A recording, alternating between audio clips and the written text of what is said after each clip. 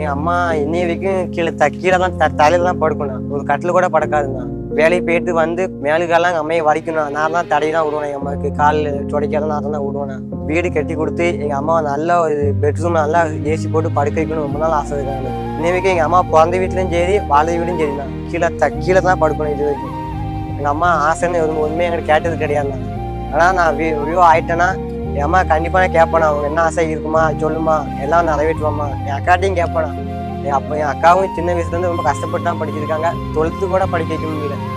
12th நிப்பாடிச்சு. எங்கள் அக்காவை படிக்க வைக்க முடியல. இப்போ அதை நான் படிச்சுட்டு இருக்கேன். படித்து முடிச்சு என் குடும்பத்தை நல்லா பார்க்கணும்ண்ணா. வீட்டில் இன்னைய வரைக்கும் வண்டி கூட கிடையாதுண்ணா. நடந்தானே போமா எல்லாத்துக்கும். ரொம்ப இதாக இருக்குண்ணா.